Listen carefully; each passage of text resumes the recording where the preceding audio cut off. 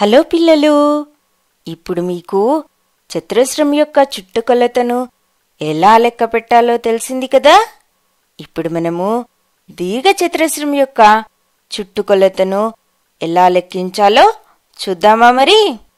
అయితే మీకు చుట్టుకొలత అనగా ఏంటో తెలుసు కదా.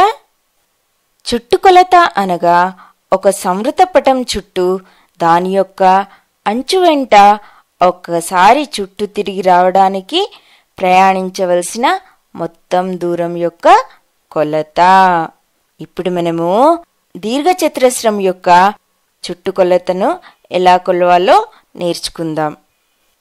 మెహనత్ రామ్ ఒక భూమిని కొన్నాడు. అయితే ఇప్పుడు జంతువులు తను పెంచిన పంటను పాడు చేయకుండా ఏదైనా చేయాలనుకున్నాడు. దానికి తను ఇప్పుడు ఏం చేయాలి? తన పొలానికి చుట్టూ కంచె కట్టాలి. అయితే ఆ కంచె కట్టడానికి ఎంత తీగ కావాలి? తన దగ్గర చిన్న చిన్న తీగలు చాలా ఉన్నాయి. వాటన్నిటినీ కలిపి కంచె చేద్దామనుకున్నాడు. అయితే ఆ తీగలన్నిటినీ కట్టెలను ఉపయోగించి కట్టాడు. ఇక్కడ చూడండి, ఇక్కడ ఏం చేశాడు? ఒకవైపు 1, 2, 3, 4, 5, 6, 7, 8, 9, 10 తీగపు ముక్కలను కట్టాడు. మరియు ఇంకోవైపు ఇక్కడ చూడండి, 1, 2, 3, 4, 5 అనగా మొత్తము 5 ముక్కలను ఇంకోవైపు కట్టాడు. మళ్ళీ ఇంకోవైపు చూడండి, మూడో వైపు 10 ముక్కలను, మళ్ళీ నాలుగో వైపు 5 ముక్కలను కట్టాడు. అనగా ఇప్పుడు మొత్తము ఎన్ని తీగపు ముక్కలను జోడించి కంచె కట్టాడు? ఇక్కడ చూడండి, 10 + 5 + 10 + 5 మొత్తము ఎన్ని తీగపు ముక్కలు ఉపయోగించాడు? 30. ఇక్కడ చూసారా? అయితే మొత్తం పొలానికి కంచె కట్టడానికి ఎన్ని తీగపు ముక్కలు ఉపయోగించాడు? 10 + 5 + 10 + 5 మొత్తం 30 తీగపు ముక్కలను ఉపయోగించాడు. అయితే ఇప్పుడు మనం ఏమని చెప్పవచ్చు? 10 + 5 + 10 + 5 మొత్తం ఎంత అవుతుంది? 30. దీర్ఘచతురస్రాకారం యొక్క చుట్టుకొలత ఎంత? 30. ఒకవేళ ఒక్కో తీగపు ముక్క 1 మీటర్ అనుకోండి, అప్పుడు మనం 5 తీగపు ముక్కలను ఒక దగ్గర పెడితే ఎంత అవుతుంది? 5 మీటర్లు అవుతుంది. అయితే ఇప్పుడు మనం ఏం చూసాము?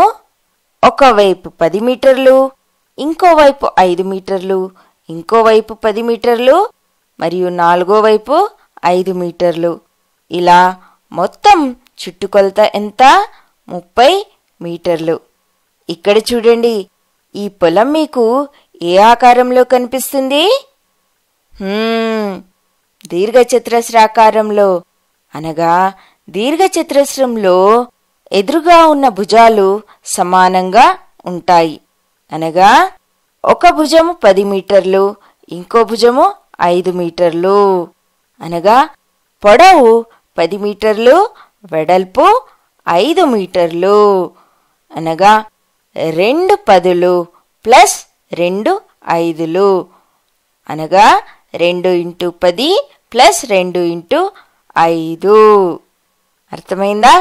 ఇప్పుడు దీనివల్ల మీకేమర్థమైంది? 2 × పొడవు మరియు 2 × వెడల్పు, వీటి మొత్తం ఏమవుతుంది? ఒక దీర్ఘచతురస్రాకారం యొక్క చుట్టుకొలత అవుతుంది. మళ్ళీ ఒకసారి చూడండి పిల్లలు, ఒక దీర్ఘచతురస్రాకారం యొక్క చుట్టుకొలతను తెలుసుకోవడానికి మనం ఏం చేయాలి? 2 × పొడవు + 2 × వెడల్పు. అది మనకు యూనిట్లలో వస్తుంది. ఈ యూనిట్లు మీటర్లు కావచ్చు, సెంటీమీటర్లు కావచ్చు, కిలోమీటర్లు కావచ్చు. ఇలా మనము ఏవైనా యూనిట్లను ఉపయోగించవచ్చు. ఒకవేళ మనము పొడవు వెడల్పులను మీటర్లలో చెప్పామనుకోండి, అప్పుడు చుట్టుకొలత కూడా మనకు మీటర్లలోనే వస్తుంది. ఇప్పటికీ ఇంతే. బాయ్ బాయ్ పిల్లలు.